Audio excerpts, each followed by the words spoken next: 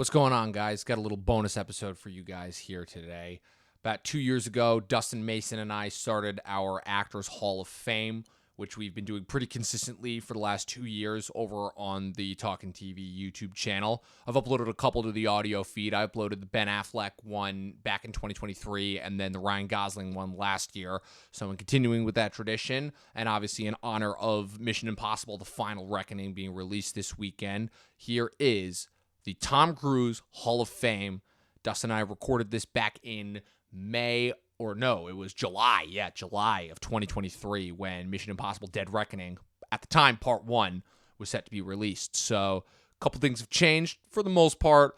I mean, the biggest surprise just listening back to this was just how negative we were on Tom Cruise, especially since public perception of him really has changed over the last few years. So yeah.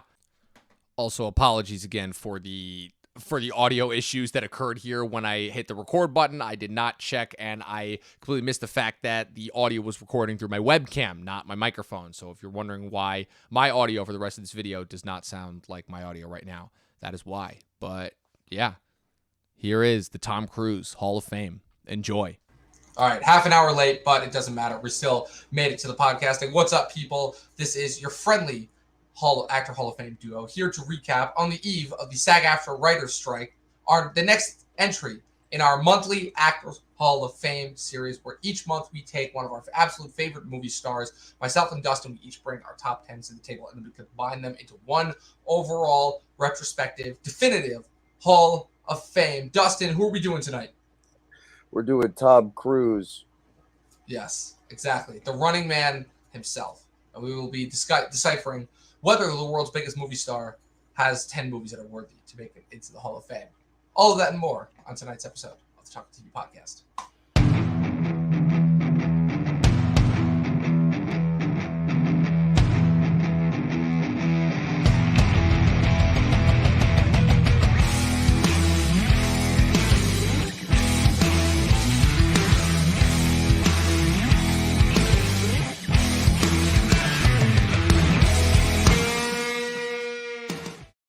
What's going on, people? Welcome back to another monthly installment of the Talkin TV series, Actors Hall of Fame. I am once again Down the Movie Nerd, and I'm joined once again by my ever faithful co-host, Dustin, the Duster Mason. Dustin, Tom Cruise. This is an interesting one. It's one that, in a way, had to be done, and I'm glad that we're getting it out of the way early, because I'm not going to lie, even though this guy is probably the last true movie star, in a weird way, he's never been one of my favorite actors, you know? And I think a lot of that comes down to the fact that over the last 10 years, he's kind of been doing pretty much the same kind of movie. It's pretty much just been, since 2011 with the Mission Impossible resurgence, just nothing but straight action movies. So like, when were you first like introduced to Tom Cruise? I don't know. I honestly don't know. But whenever it was, I was just like, yeah, I like Tom Cruise. I've always thought he was very talented, as we'll talk about in this list, but going through the list. But yeah, he has a lot more range than he gets credit for, as we'll also talk about. But I also think you're right in saying, like, it's good to just get this Tom Cruise list out of the way, because last night we were talking about how Tom Cruise has pretty much given up on doing, like, better, just non-action movies. Yeah. He wants to kill himself with these Mission Impossible movies. So it's true. Like, because the stunts are only getting bigger, and with his recent press statement saying that he plans on doing these movies until he's 80. Unfortunately, I think he's hit his Bruce Willis moment, you know, where Bruce Willis got to a point where he was only doing one certain type of movie. And now we're at that point with Tom Cruise. He's now 61 years old. He's officially entered what you would call the movie star twilight years of his life. And it's really disappointing, because what's so interesting about him is that this is a dude who has been active, like an active part of pretty much every single decade of the last 4 movie decades. You know, he's been very influential, first as a teen star, then as like a regular dramatic leading man in the 90s, and then experimenting around doing some more genre-related stuff in the 2000s, just becoming a full-blown action star now in the 2010s. You know, he's been like kind of such a very central part of the culture. You know, in recent years, he has recently snatched the title as being the last true movie star, because he is the only one that is seemingly able to make his movies land. Although I think that's a little bit of, I've always thought that was a little bit of a cop-out, because he was pretty much just doing franchise movies. And yeah, the franchises revolved around him, in the sense that he kind of almost became like another Sylvester Stallone, where he just built franchises around himself. But at the same time, it's like, yeah, the amount of interesting work, when you can say like the last interesting movie that he feels like he actually put work into came out almost 10 years ago now to this day. Like, that's worrisome. That is worrisome, to say the least. But I will say that after having done my binge of catching up on a couple Cruise movies that I'd never seen, similar to what I did with Tom Hanks back in circa 2018, 2019, I got to say that Cruise does have a lot more to offer than I originally gave him credit for. I originally thought that he was kind of a one-trick pony, but I got to say, after watching some of his earlier movies, I'm like, I can see range. I can see why people fell in love with it, for sure, at a certain point. Yeah, I want to also preface this by saying Tom Cruise is also one of the sketchiest people in Hollywood, and he just gets a pass because he's all likable and he stays out of the limelight in media for most part. And yeah, really, the last couple of times he was like big in the media was those Matt Lauer and Oprah interviews, and those are like incredible. Just look those up, people. Okay, Yeah. this guy is a sketchy motherfucker. Watch the Going Clear documentary that was on HBO and still on there. Watch that on Max. Yeah. But yeah, the guy is like, that's one of the weirdest people on earth. Tom Cruise, right there. You know, I don't know what's going on with him. Some people think he's gay. I don't know, but he is a great actor and he has plenty of great range. Anything else you want to say about Tom Cruise? Not really. I'm ready to get into these top 10 lists ultimately. So, Cool. yeah. So my number 10, I figure why not? It's his performance as Ethan Hunt in the Mission Impossible series, but my favorite, the one I'm going to highlight, is Mission Impossible 3, which is really good. It's directed by J.J. Abrams, and some people say that this is the worst in the franchise, which, no, it's not. It's a completely different tone. It's funnier. It's more tense. It has arguably some of the coolest action of the decade, and it was just a perfect setup for a potential fourth film, which is probably the best, Mission Impossible film besides this one. I go back and forth between this and Ghost Protocol, but his performance in this film in particular is what really struck home. This is the one where he was trying to like live kind of a semi-normal life, trying to have a relationship with Michelle Monaghan. And while some of that gets in the way of the entertainment value in the movie, his performance is on point the entire time, especially in the best scene of the movie with Philip Seymour Hoffman, who is the best villain in this entire franchise, no shock. And yeah, he's getting tortured and like you just see the pain, literal. Who knows if Tom Cruise actually went through torture in that scene with how fucking method he is with the stunts, you know? But yeah, Mission Impossible 3 is a lot of fun, and he gives his most like difficult performance, I would say. And he has like some crazy fucking chase scenes in this as well that rank among the best in the series. And I just really dig the shit out of this movie. And J.J. Abrams doesn't get enough credit for being a really talented guy. Agreed. I've always thought that Mission Impossible 3 is one of the better ones in the franchise. And people who say that, oh, this one's one of the worst ones, they don't know what they're talking about. My number 10 is also in the Mission Impossible franchise, but unfortunately it is one. I'm not going to lie. There are going to be a couple of entries on this list where at certain points it seems like the movie itself trumps the performance. Because while I do have a Mission Impossible movie on here, it is Fallout. Fallout is my absolute favorite Mission Impossible movie. Oh, there we go. Oh, wow, now it works. Just didn't go through for a second. Yeah, Fallout is my absolute favorite of the Mission Impossible movies. It's the one that I had the most fun with. It's the one that felt the biggest. It's the one that felt the ballsiest. It's the one that ultimately, unfortunately, after having seen Dead Reckoning, I can say is where the franchise peaked. But I will say that Fallout, for what it is, as far as just being a big, bombastic, globe-trotting adventure, and as far as Cruise's role in the movie, sure, it is to the point where he does get a little bit one note at times, but it's just one of those things where, in a way, it's not the emotional performance that he gives. It's more about the physical performance that he gives and the way that he is involved in like every single one of the stunts in a way that the last two, like you could tell that they were progressively building towards as well. I do really enjoy the back and forth between him and Cavill as far as being the whole good guy, bad guy dynamic, you know, as far as like, in a weird way, it's like the second time that they try to do Tom Cruise is trying to be surpassed by the younger newer action star, and he once again inevitably defeats him. But yeah, I had a really good time with Fallout. It's a really good movie. It's one of the few movies that I saw that this year twice in theaters. So so my whole thing is, it's like, if we're building a Hall of Fame around Tom Cruise, the Mission Impossible movie is going to be in there somewhere. So this is just the one that I enjoy the most. Fallout, number 10. My number 9 is this is where it starts to get kind of cool. Vanilla Sky, Cameron Crowe. Now this is a remake of a Spanish film, I believe, and it also starred Penelope Cruz, co-starred Penelope Cruz in the original, and this also stars Cameron Diaz in probably my favorite performance of her entire career. Kurt Russell, Jason Lee, Noah Taylor, Michael Shannon, Timothy Spall, Tilda Swinton, and so forth. And it's like such a stylistic, crazy, one-of-a-kind movie for Cameron Crowe in particular. And his styles really mesh well with this kind of crazy, psychedelic, like hallucinogenic kind of tone it's going for. And Tom Cruise gives a very complex performance in this as well, and definitely carries the movie and has a great chemistry with everyone in the cast. And I love Jason Lee and him in this movie. Their back and forth is really memorable. It's an underrated, underseen movie that some critics love. I think Roger Ebert loved this movie. You know, some critics appreciated it at the time, but when it came out, it was kind of considered kind of like a misfire and kind of a bomb. And it was like a bunch of it cost a bunch to make because Tom Cruise is a lot.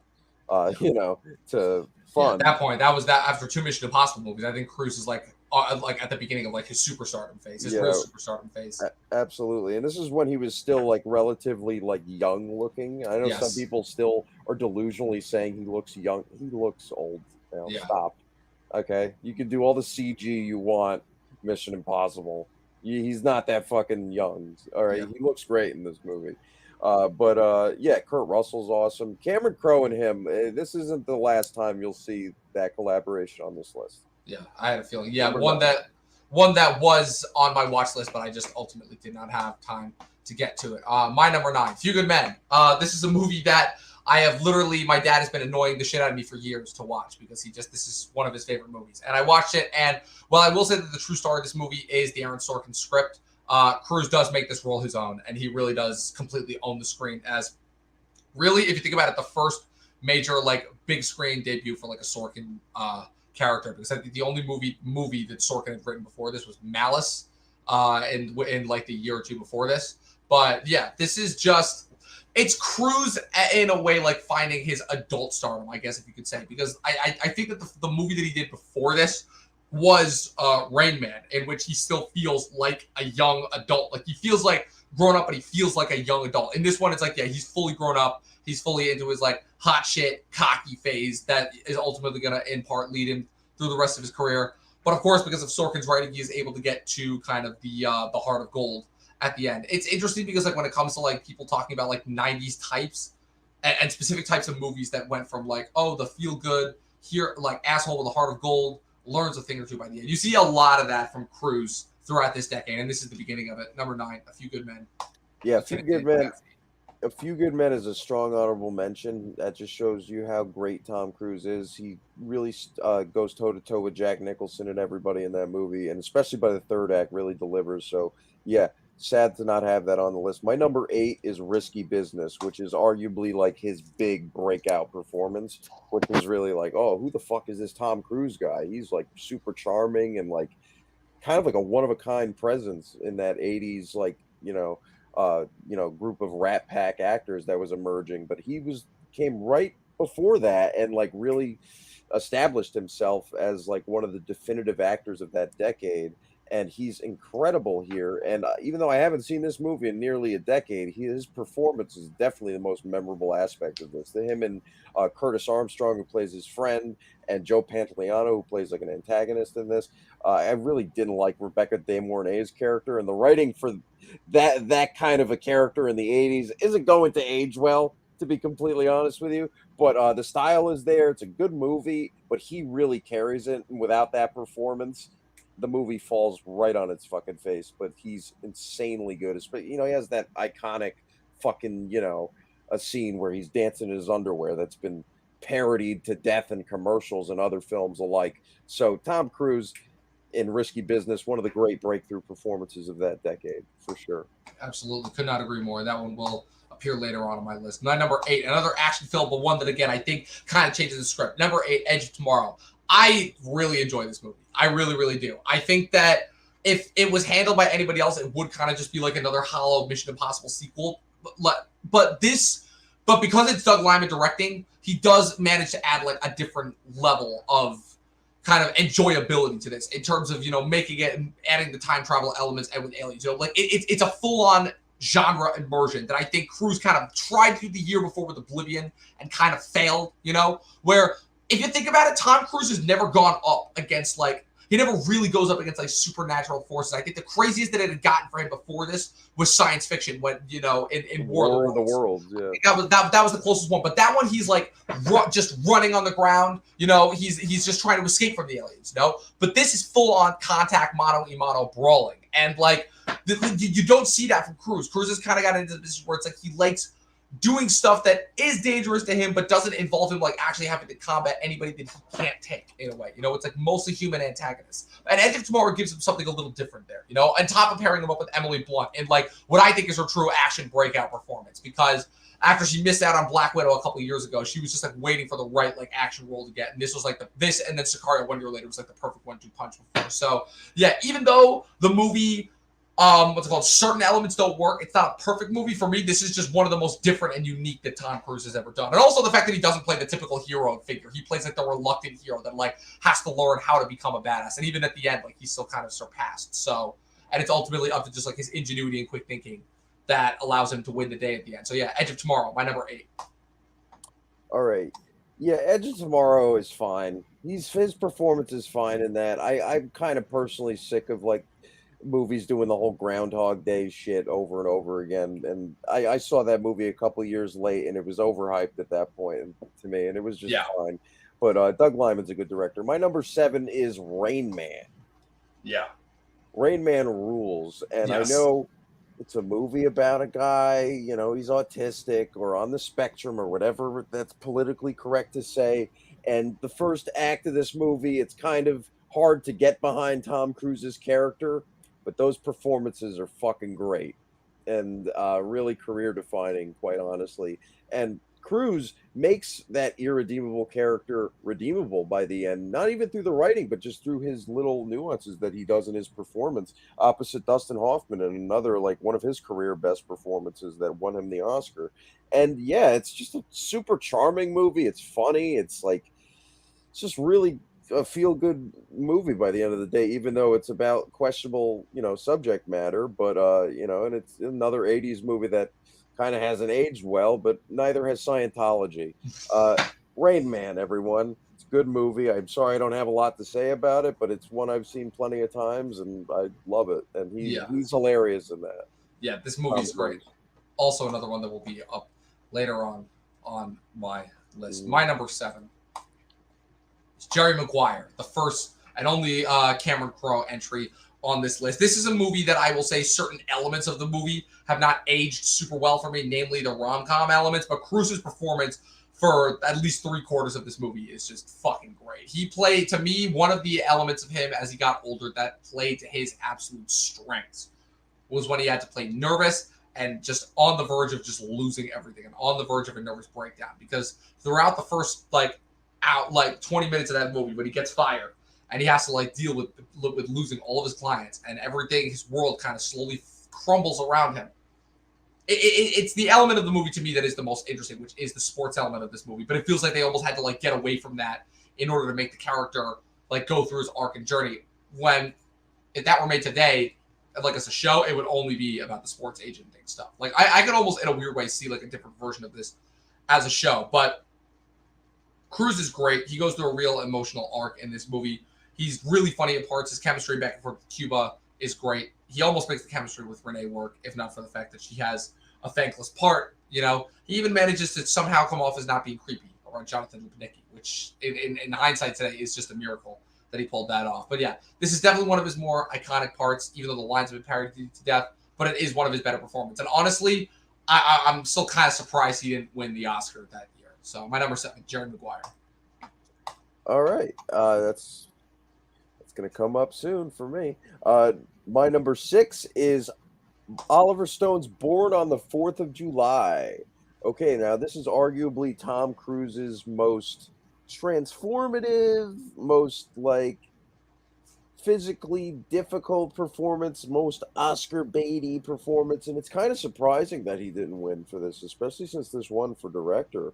Oliver Stone, I think, won his second Oscar for Best Director for this movie, which the movie itself honestly wouldn't work as well as it does without Tom Cruise's harrowing lead performance as Ron Kovic. This guy who's paralyzed in the Vietnam War, and he has like an incredible, supporting cast behind him, but Tom Cruise really just carries the fuck out of this kind of sloppy, sort of Oliver Stone haphazardly edited, crazy acid bullshit. But Tom Cruise really holds this one down. And it's not a movie I'm going to rewatch a billion times, but I can acknowledge how difficult and harrowing this performance was, you know, I don't know how he pulled it off in some of these scenes. Like he's really that good, and it just makes me so sad that he keeps doing all these action movies, Dominic. Yeah. With like all these like the same. He just does the same thing. Like he comes in, he's short, but is he like he's kick your ass and kick anybody's ass, can kick Superman's ass. But like he played like such a great character with Ron Kovic, and Yeah. it's just such like real. This is real shit. I want him to do real roles like this. We Yes. love real roles. Yes. Tom Cruise. Exactly. That actually require him to act Exactly. and not ride motorcycles off of cliffs. Yes. And Yeah. it just depresses me that he just continues to just be like, oh, I'm going to do action until I kill myself. It's like, Yeah. all right.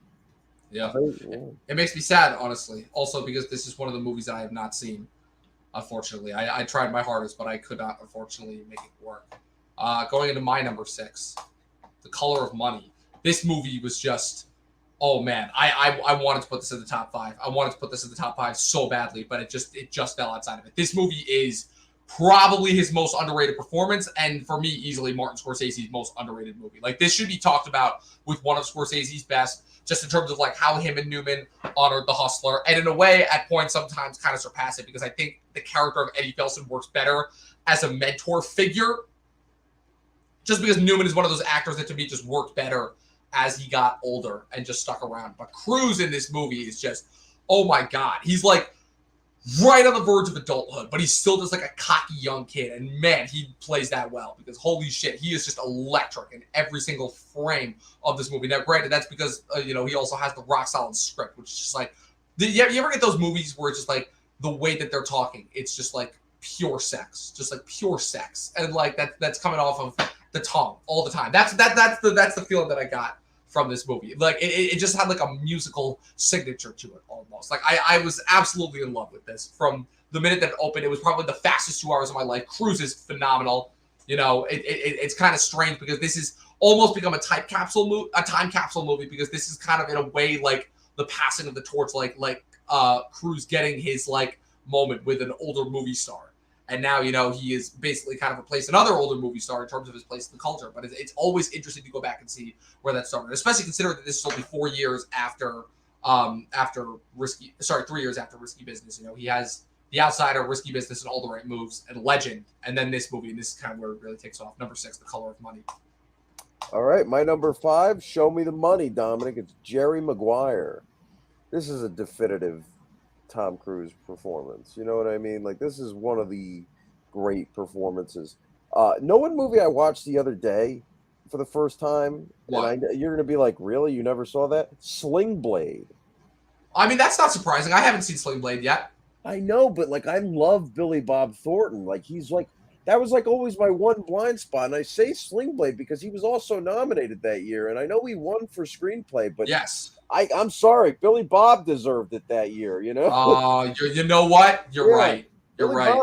Bob, like, he completely disappears in that movie. He's never sounded like that ever or after that. Like, he's incredible.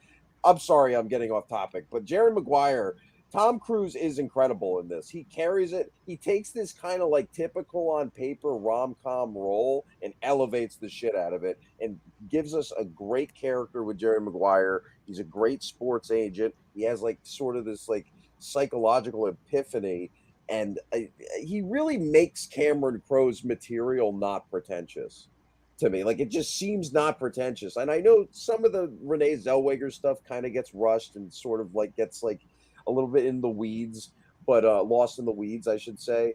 But his like relationship, his like back and forth with Cuba Gooding Jr.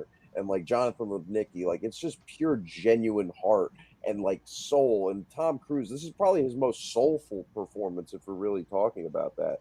And he's just super memorable. He sells every piece of dialogue he has, and he just makes it his own somehow. And it's definitely a career defining performance. One of them, one of his many performances. That's why it's only his number 5 for me. We'll get to the performance eventually. That he actually did deserve an Oscar for. Yes, absolutely, and we'll talk about that when we get to it. Yes, absolutely. Because we both have, because I only have one movie left to cover that you have already covered, and then our other 3 are the same for the top 4. Going into my number 5, Risky Business, one that you have already covered. But yeah, this one is amazing. This is like our introduction to him. Because I believe this is like really the first. Yeah, this is his first movie that he does, his first breakout performance, and like. Holy crap! I'm angry that this isn't talked about. With it's because it's a significantly different tone. It's a significantly darker tone. It's in a way more of a noir than like kind of just like a coming of age movie. But I'm kind of still angry that this isn't talked about with like the other great coming of age movies, like your Breakfast Clubs and like your Ferris Bueller's Day Offs. Because this is up there for me, and this is just like really impressive. Kind of the fact that they're still able to like get away with. This is like the last movie that's able to put in some of like the 70s noir. And also tease it, but also mix it well with like an 80s youth, kind of optimism that kind of was brought about by the 80s ultimately, where you have Cruise playing, the ideal like kind of good guy that just wants to break out before he graduates from high school and goes on to the real world, and in a way kind of ends up getting rewarded by going down this extremely dark and rather risk-filled path that he takes in this movie.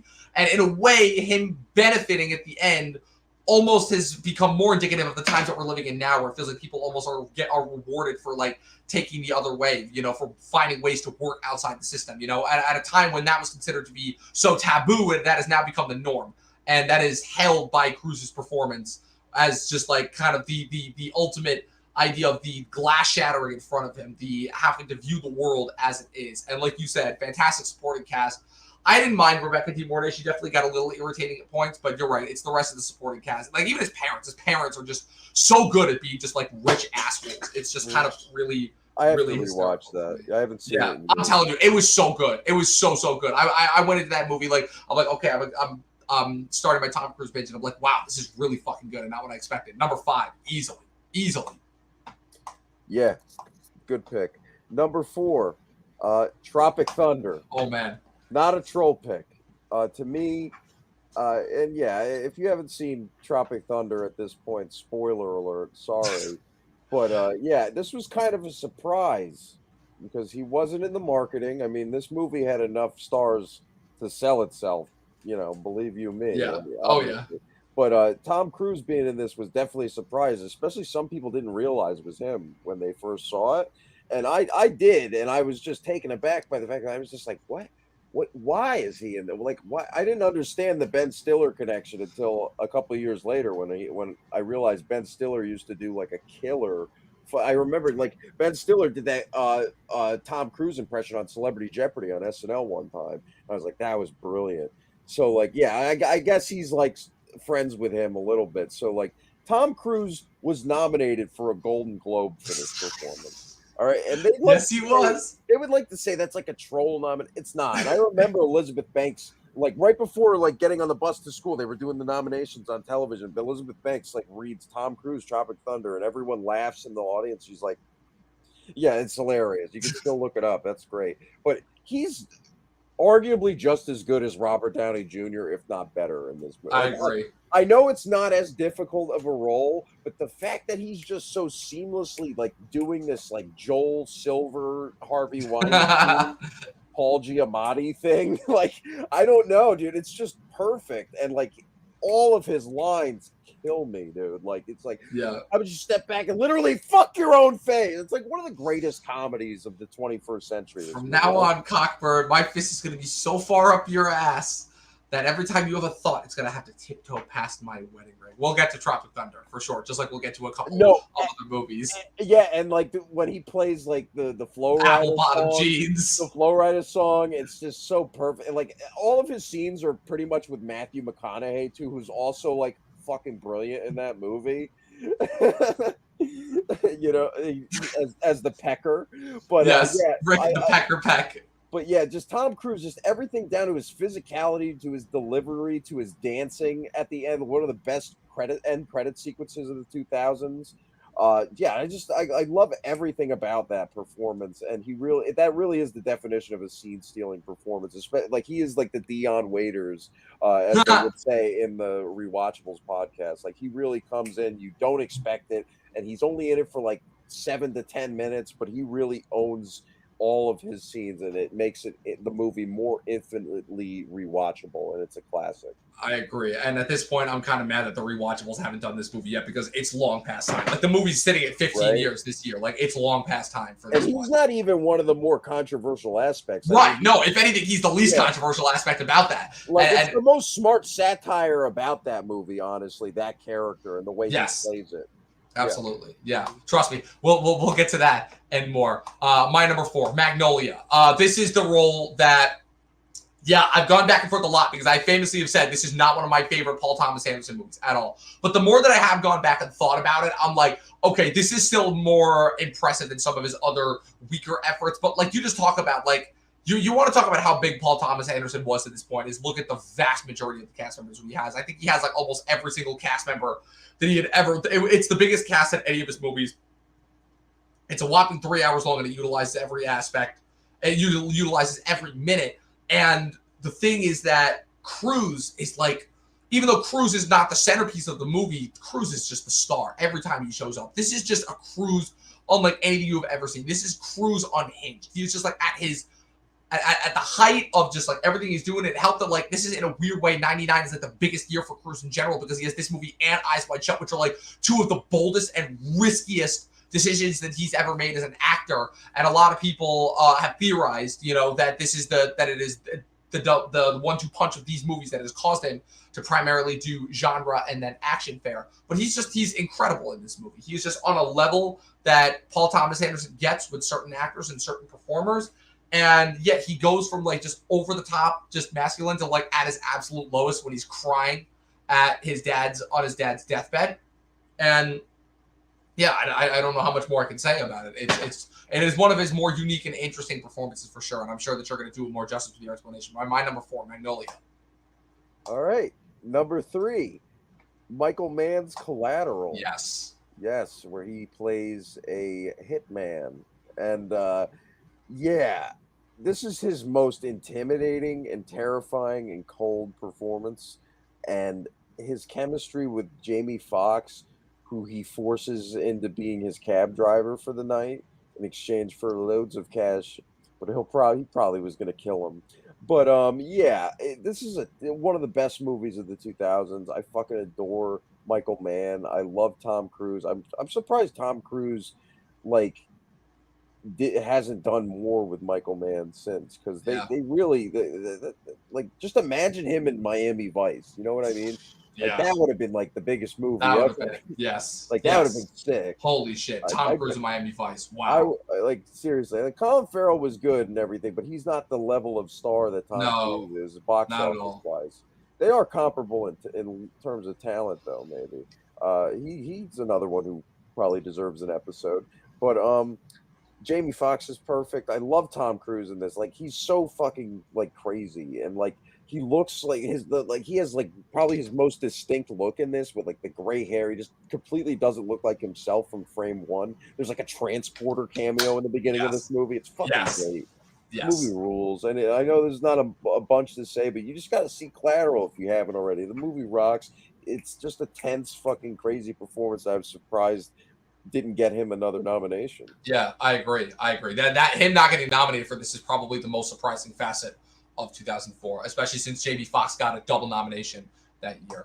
that'll be covered. Moving into my number 3, Rain Man. I watched this movie yesterday, and this movie hit me hard in a way that I was not expecting. I will say, it's like, because the movie starts off just like another like kind of corny, generic 80s movie, but like once the dialogue starts and once you like start to getting to know the characters, it turns into like a much more intimate story. You know, it turns into a story about fathers and sons, about siblings, long lost siblings. It turns into a thing that was not trying to be a statement piece, but in a weird way, its perception of like it only captures a very certain specific type of autism, but the way that it captures it, for sure, you know, has been something.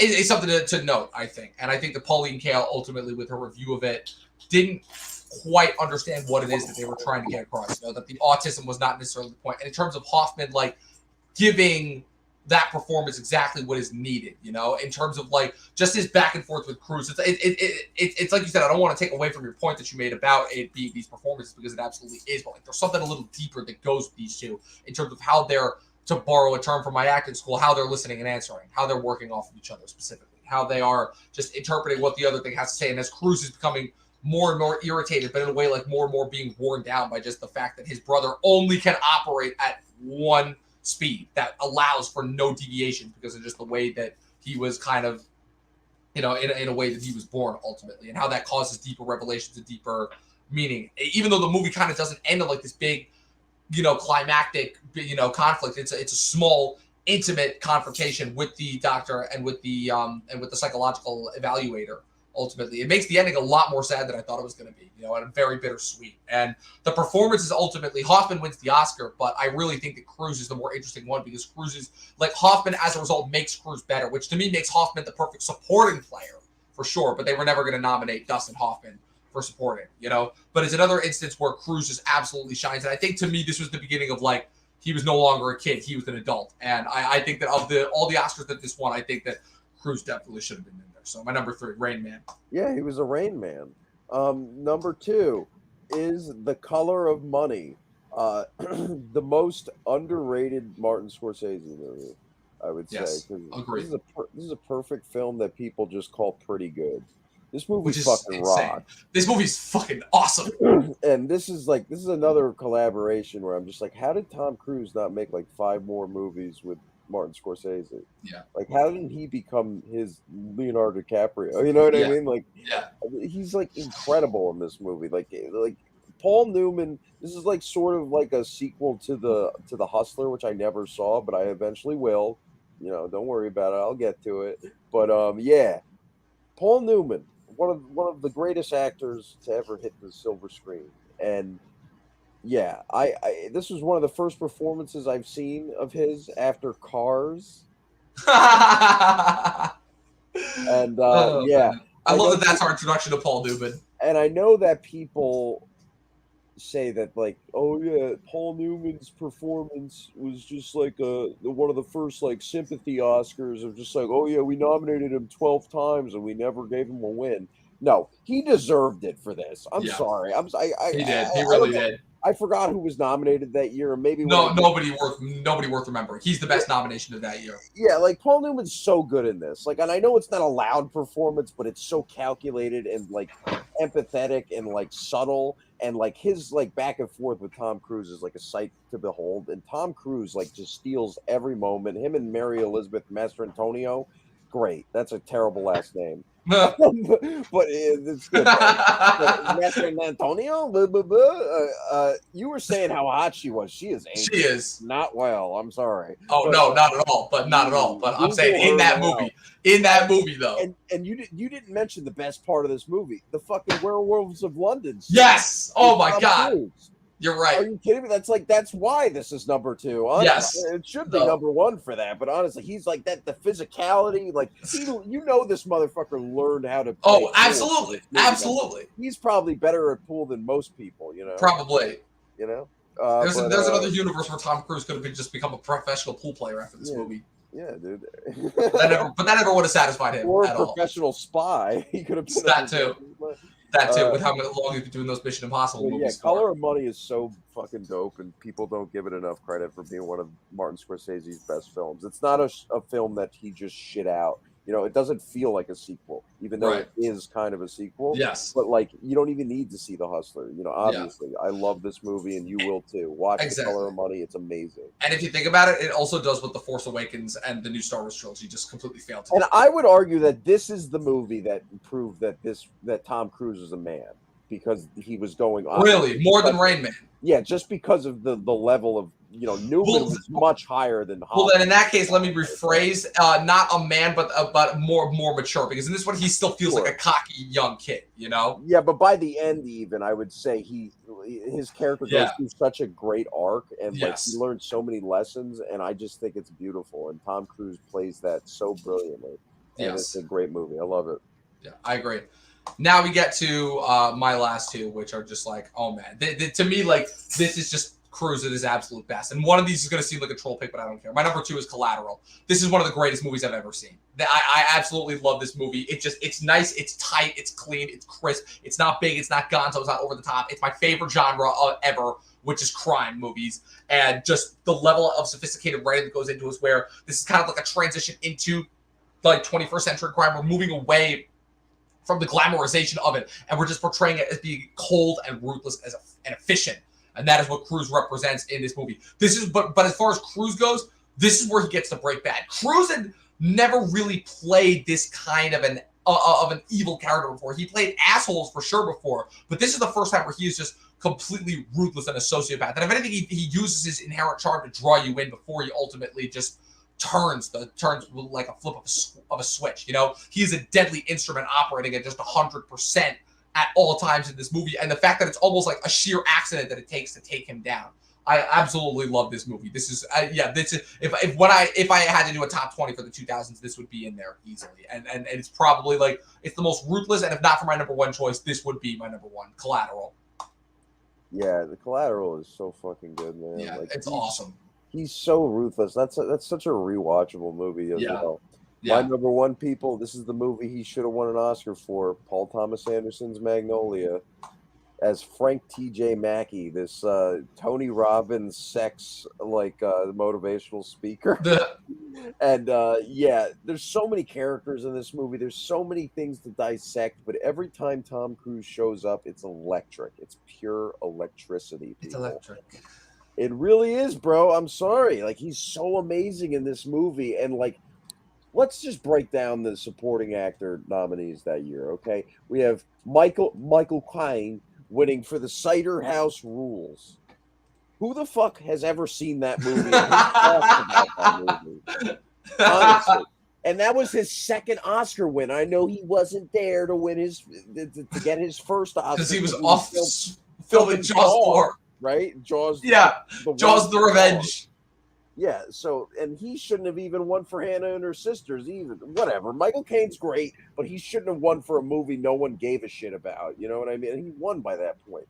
And then who else was nominated, Tom? It was Haley Joel Osment. Michael Clark Duncan for The Green Mile, Haley Joel Osment for Sixth Sense, and Jude Law for Talented Mr. Ripley. Yeah, it should have been Tom Cruise. Yeah. He had enough nominations by that point, and he was doing something completely different that no one has ever seen. It was a new side of him. Paul Thomas Anderson got that raw, crazy emotion, humor, everything you wanted to see Tom Cruise do that you hadn't seen at that point, he did in this movie, I would say. And then Eyes Wide Shut showed you the rest that you probably didn't want to see. Yeah. I was this close to putting Eyes Wide Shut on my list. I was this close. Double collar. Yikes. No, he's good in that movie. That movie is not my cup of tea. I love Kubrick, but no, that's not my choice. But Magnolia is definitely the better Tom Cruise. Easily choice for me, especially if we're going by performances. But yeah, he's amazing in this movie, and like the scenes. There's so many great scenes. His introductory scene where you see him doing his seminar, and like he's like hilarious. This is the funniest he's ever been in a movie until probably Tropic Thunder, and then the scene where he's like having the interview with the reporter, and he's like, and it gets like super intense, and then he storms off, and then his final conference that all climaxes to that sequence with his father, his estranged father, played by Jason Robards, in one of his final performances, and he was amazing in that movie as well. Jason Robards, and Philip Seymour Hoffman is crying in the corner, giving one of his best performances of all time. And like, yeah, movie's perfect. Tom Cruise is bearing his soul. It's incredible work, and there's no reason he shouldn't have won for that. No reason. Yeah, I agree 100%. My number one is my favorite comedy of all time, and part of that is because Cruise, just in his unique role in this, really turns this up to another level. Tropic Thunder, easily. This is the best. Like, I'm sorry, but every time that Tropic Thunder is going to be on a list, like if even when we do Downey, if we ever do Downey, this is going to be up there for him too, easily. But yeah, this is the funniest that Tom Cruise has ever been in anything, and he just completely nails a role that is more accurate than people would be willing to give it credit for, even though, again, this is supposed to be a satire and this is supposed to be a parody. But because what it's satirizing, it just knows so well, it almost transcends to like another level. Like, even though you know what you're watching in this movie is inherently ridiculous, it just works on so many different levels, and in a way, that's what makes the jokes harder. And like the one-liners that Cruise has in this movie are just like, it's so insane to picture Tom Cruise saying those movies. It helps that he's in such heavy makeup, you know, in order to truly become the character of Les Grossman. Like you said, this Harvey Weinstein, what's called Joel Silver hybrid, where he's got a fat suit, a bald cap, and like hand enlargers on, not enlargers, that sounds weird, like gloves on, like to make his hands look bigger.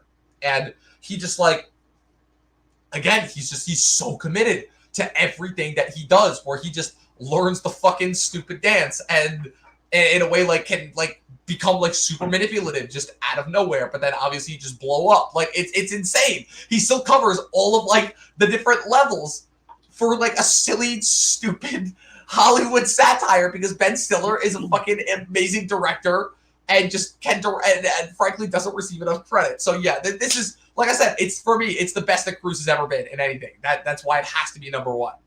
Yeah, that's another one where it's just like, how was that movie not, you know, a screenplay nomination that year at least? Yes. Like, you know? Yeah, that's probably the most surprising thing. All right, now, right off the bat, I know we're going into the top 10 of like, you know, for our Hall of Fame, and you're probably going to argue Tropic Thunder. Let me ask you a key question. Okay. Is Tom Cruise better than Downey in that movie? Oh. No, I don't think so. I personally do not feel so. I think Downey is better. That's why Magnolia should be number one, Dominic. Oh, easily. I was not going to argue the Tropic Thunder should be number one.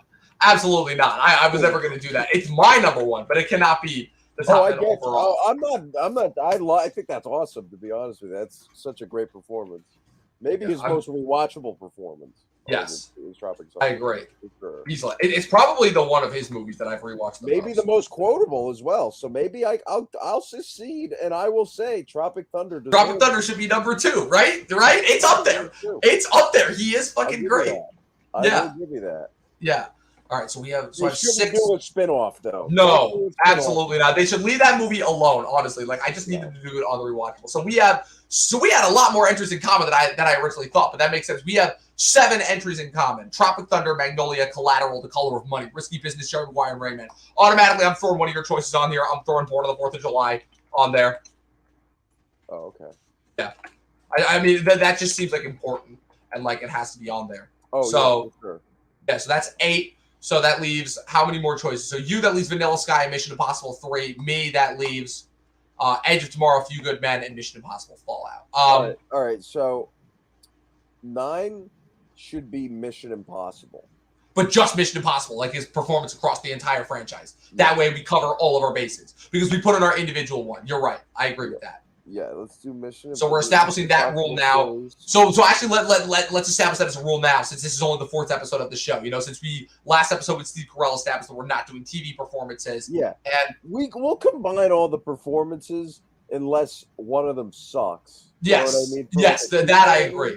Unless one of them is really bad. Like when we do Bale, we're doing his performance across all the Batman movies, even though The Dark Knight is definitively the best of those movies. You know? Oh, yeah, but I thought you were going to say he sucked in one of those. What? No. Okay. No. Cool. Come on. You know how much I love those movies. Oh, yeah. Absolutely. I was going to say. Right. He's our Batman. Yeah. Yes, he is our Batman. And he's so far. First. Absolutely not. No. So that's 9. So Mission Impossible in general. And then we have one more spot. So it's between... Between Few Good Men and Vanilla Sky, I believe. Because I'm willing to hedge on Edge of Tomorrow. I'll give it to A Few Good Men. All right. Few Good Men. All right. So we have our 10. Now we just have a range. Now we just do a range. 7 to 3. Yeah, so we have Few Good Men at 1, 10 Mission Impossible at 9, and 8 is 8 is Born on the 4th of July, you said. Okay. Yes. All right. So we have to do 7 through 3 now. Yes. Okay. 3 I'll give you Collateral. Yes, I agree with that. And then 4, could we do Color of Money, please? Sure. We can do that. And then 5 can be Jerry Maguire. Okay, so you want to switch Risky Business to Jerry Maguire because I have Risky Business at 5. Yes. Okay. All right. So Risky Business.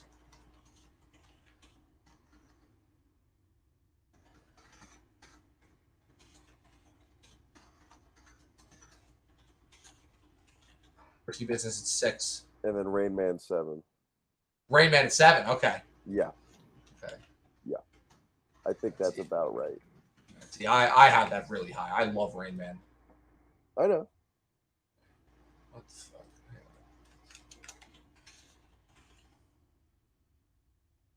Rain Man at 7. And then Collateral 3, Tropic Thunder 2, Magnolia at 1. All right, so we have it officially built, people. Without further ado, introducing the Tom Cruise Hall of Fame as selected by the Talkin TV Podcast Hall of Fame section. Number 10, A Few Good Men, directed by Rob Reiner, written by Aaron Sorkin. Number 9, his performance as Ethan Hunt across the entirety of the Mission Impossible franchise, directed as such by Brian De Palma, John Woo, J.J. Abrams, Brad Bird, and Christopher McQuarrie. His number 8 is Born on the 4th of July, directed by Oliver Stone. His number 7 is Charlie Babbitt and Rain Man, directed by Barry Levinson. His number 6 is Risky Business, directed by Paul Brickman. Thank you. Exactly. It's the only one that I didn't know off the top of my head. Number 5, Jerry Maguire, Cameron Crowe. Number 4, The Color of Money, Martin Scorsese. Number 3, Collateral, Michael Mann. Number 2, Tropic Thunder, Ben Stiller. And number 1, Magnolia, Paul Thomas Anderson. That's it, people. We have done it. We have built. Dustin, I'm not going to lie, this might have been our most interesting one. I think it was our most challenging one, for sure, in a way, even though we had a lot of the similar choices. But just in terms of, like, talking about, like, I feel like it's because most people have a certain perception of Cruise.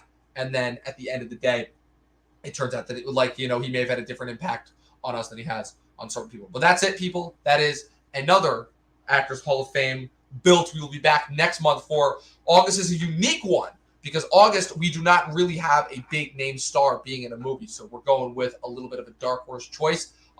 Since it is my birthday month, I will be turning 26 that month. Next month, the August Hall of Fame will be an actor of my choice. And that actor is none other than Natalie Portman, whose top 10 we will be doing next month. The first female actress for the Hall of Fame section. And I could not be more excited because I think that is someone that we both love a lot. So that's it. That's the Tom Cruise Hall of Fame.